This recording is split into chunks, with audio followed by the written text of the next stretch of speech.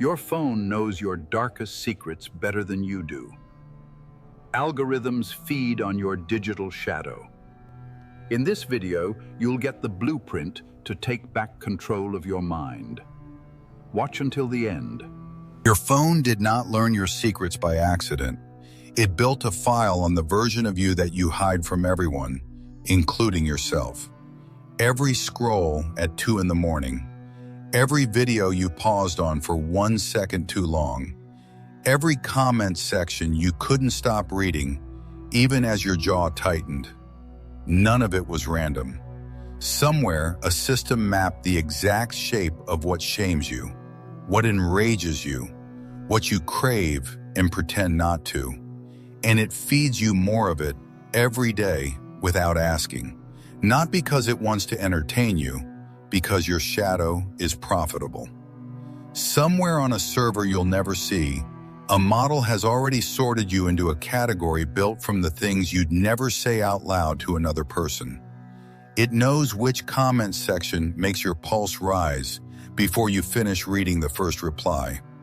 It knows which face, which body, which stranger's life you'll linger on a half-second longer than you'd ever admit to a friend. The parts of yourself you've spent years suppressing, the envy, the anger, the hunger for validation, are not personality flaws.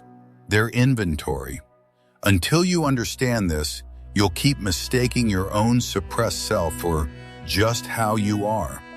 You'll call it a bad habit, a distraction, a lack of discipline. It isn't.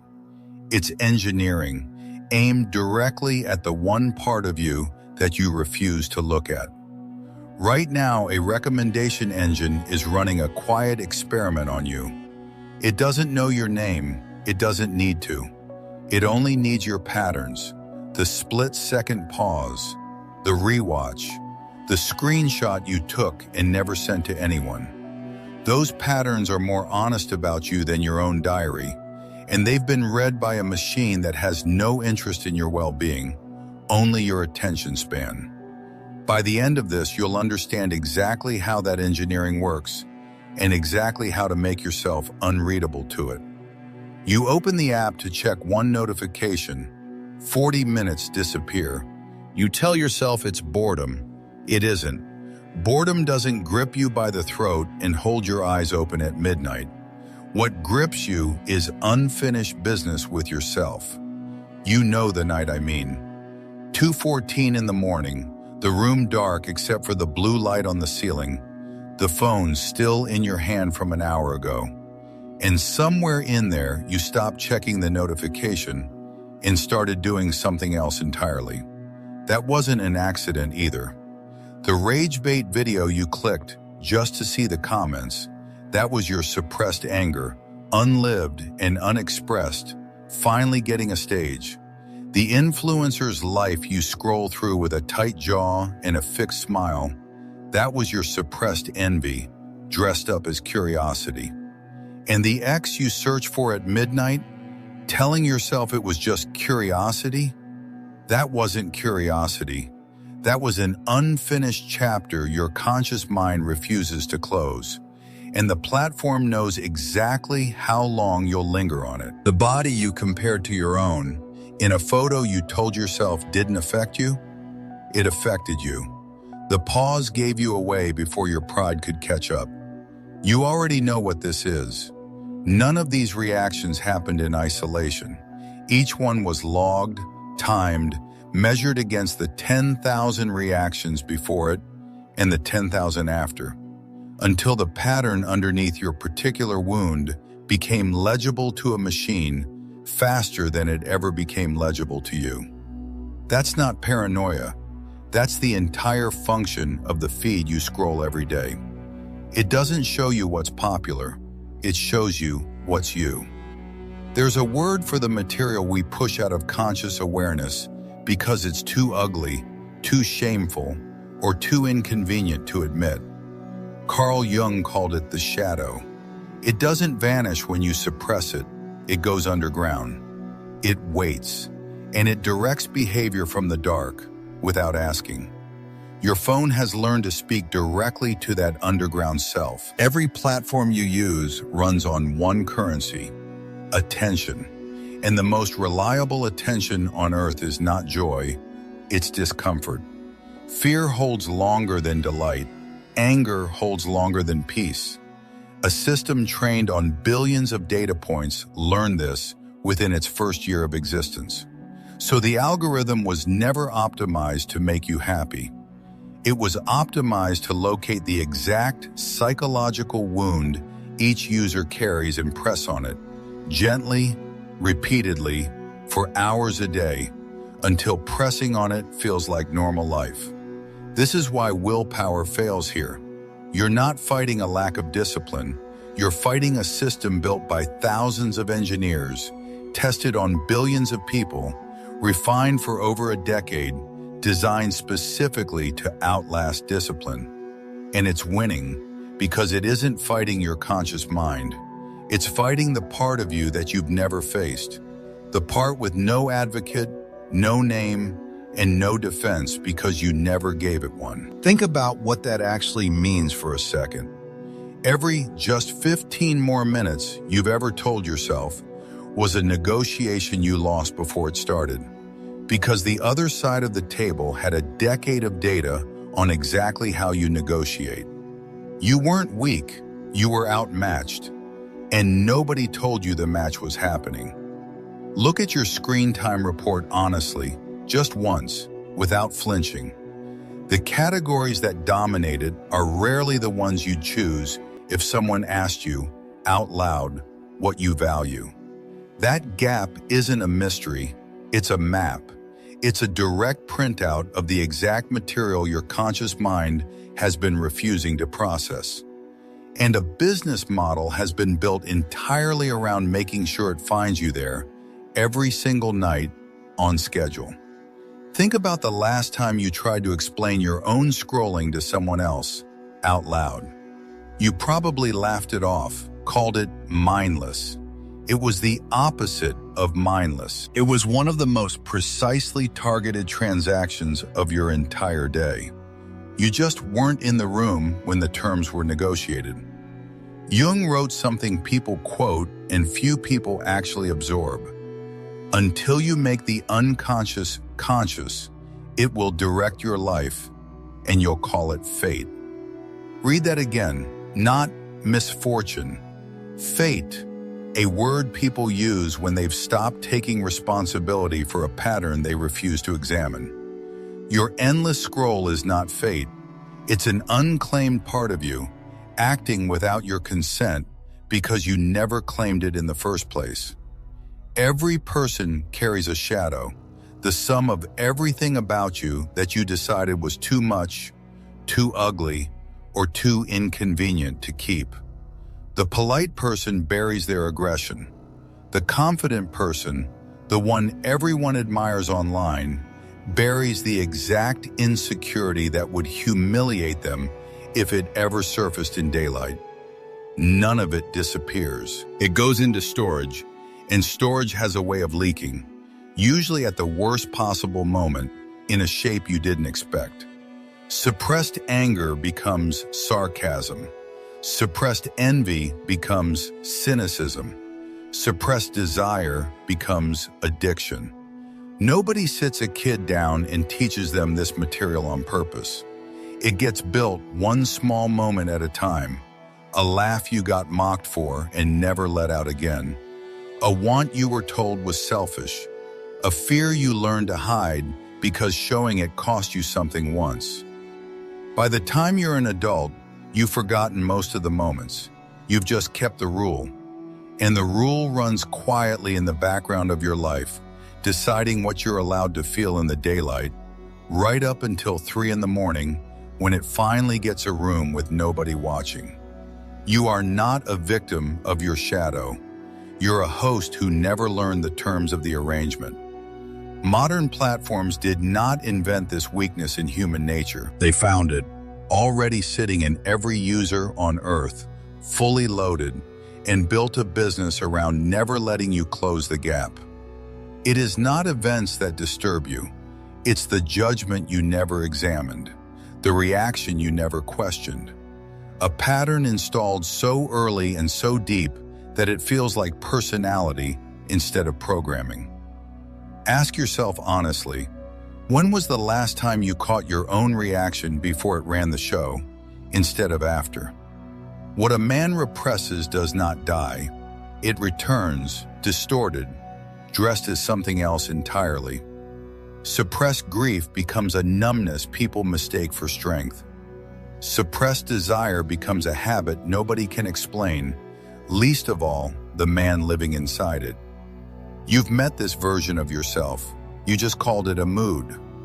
One old teacher warned his students about a specific kind of man thrown into agitation by every insult, every rumor, every small provocation, because he'd never taken inventory of what actually lived inside him. That man is not free.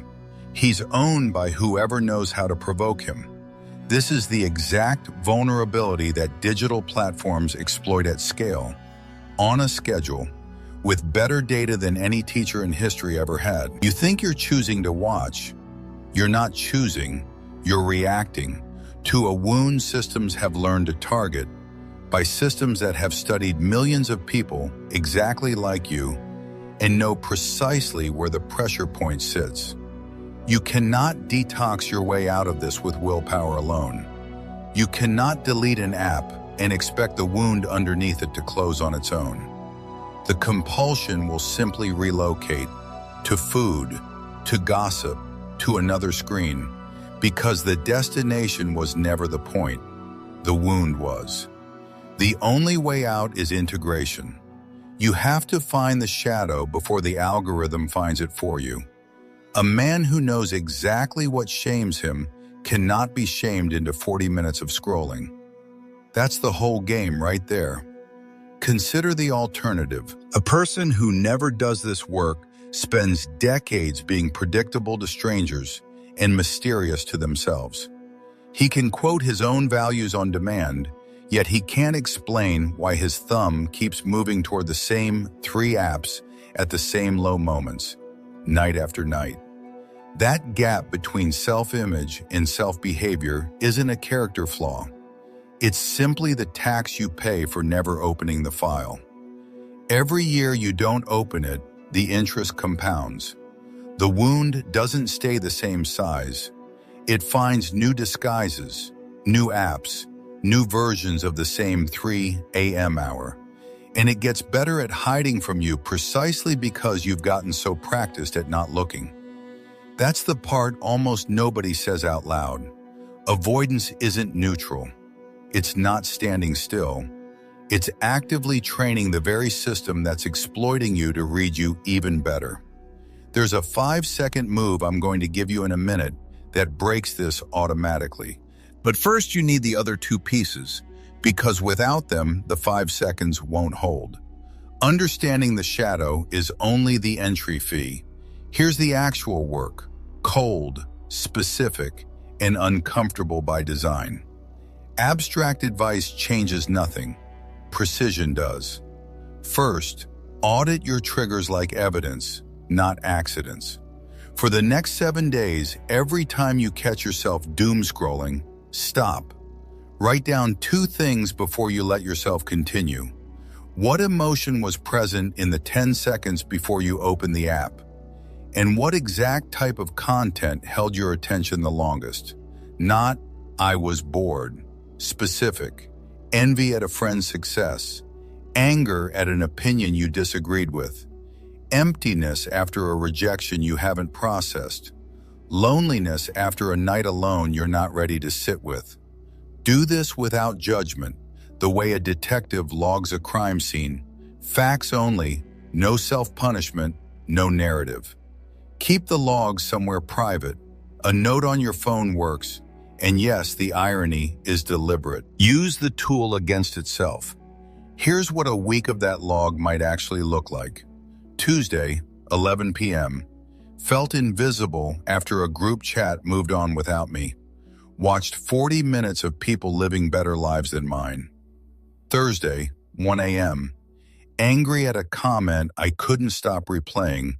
Opened 3 separate arguments looking for one I could win. Saturday, 4 in the afternoon, bored on the surface but underneath that, dreading a phone call I'd been putting off for a week. And somehow 45 minutes of someone else's vacation photos felt easier than making that call. That's not hypothetical. That's what the pattern looks like once you write it down instead of living inside it. Some nights the entry will be one line. Some nights you'll want to explain it away before you've even finished writing it. Write it down anyway. The explaining is the shadow trying to stay hidden. Don't argue with it. Just log it and move on. After 7 days, stop and read the whole log in one sitting. Look at the pattern, not the individual entries. It won't be random. It will point with uncomfortable precision directly at the exact material you've been avoiding for months, maybe years. Most people scroll for a decade and never once look at this pattern directly. You now have it written down, in your own words, dated and specific. Guard it like classified intel, because that's what it is. Now check it against your actual screen time categories at the end of the week. The 2 lists will match almost perfectly. That matches the proof you needed. Proof that nothing about your compulsive use was ever accidental. 7 days is short enough that you won't quit halfway through, and long enough that the pattern can't hide from you. Don't extend it into some open-ended project. Do exactly 7 days, read the log once, and move to the next step. The audit isn't the healing, it's the map. You still have to walk the route. Second, feed the wound in daylight before it feeds itself at midnight. Whatever emotion your audit reveals, don't suppress it further, and don't paper over it with positivity. Suppression is how you got here. Give it a controlled outlet, on your terms, in daylight, before it finds you at 1 a.m. through a screen you don't fully control. For most people, underneath all of it, the real answer is loneliness wearing a disguise it doesn't want you to recognize. If that's you, the fix isn't complicated, it's just uncomfortable. Contact one real person today. Not a feed, not a follower count. One person directly with a specific message. Not, hey, something real. I've been thinking about you. I miss talking to you. Send it before you let yourself open anything else. If it's envy instead, name exactly what you want that the other person has. Then build one concrete action this week that moves you toward it. Envy with a plan attached stops being envy. It becomes ambition with a deadline. If it's anger, put it on paper, unfiltered for 10 minutes, addressed to whoever caused it, no editing, burn it or delete it after. The point isn't the message being read. The point is getting it out of your nervous system before a platform weaponizes it into outrage clicks someone else gets paid for. Notice how much smaller the anger looks once it's out of your head and sitting on a page in your own handwriting. That shrinkage is the whole mechanism. A feeling examined in daylight loses the size it only had in the dark. If it's inadequacy, name the specific comparison driving it out loud in plain language. I feel behind because I measured my current chapter against someone else's highlight reel. Naming it strips it of the power it only had while it stayed vague. Then do one small, boring, unglamorous thing that actually moves your own chapter forward today before you let yourself compare again. The comparison loses its grip the moment you're back in motion on your own life, instead of frozen, watching someone else's. This is not therapy for its own sake. This is depriving the algorithm of its fuel supply, one emotion at a time. Do it at the same time every day, ideally in the morning, before the world adds new material to the pile. A wound processed at 8 a.m. has far less power over you at midnight. An emotion that's already been expressed on your own terms can't be exploited the same way twice. You won't get it right every day. Some mornings you'll skip it, and the old pull will win by default. That's not failure. That's just data for tomorrow's log. What matters is the direction over weeks, not the performance on any single day. A wound you've started addressing, even imperfectly, already has less power over you than one you've never once looked at. Third, and this is the one I promised you, replace the automatic reach with a 5-second interrogation. Willpower fails because it tries to fight a reflex with a decision, and reflexes are always faster than decisions.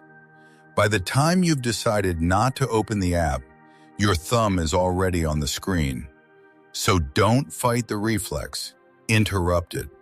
Every time your hand moves toward the phone without a specific reason, ask yourself one question, out loud if no one's around. What am I avoiding right now? Not rhetorically. Answer it. 9 times out of 10, the honest answer is a feeling you don't want to sit with. Silence. A task.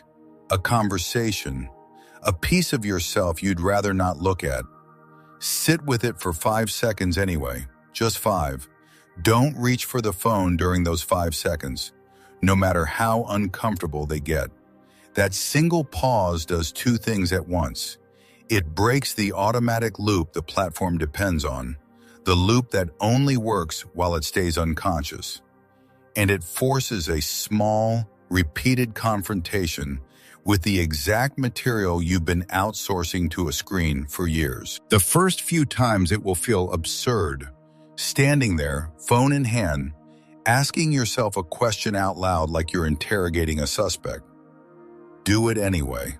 The absurdity fades in about 3 days. What replaces it is something closer to control, the actual kind, not the kind you fake for other people. Do this consistently, not perfectly, consistently, and something happens that no app blocker or screen time limit can replicate. The compulsion loses its grip because the thing driving it has finally been looked at instead of managed around.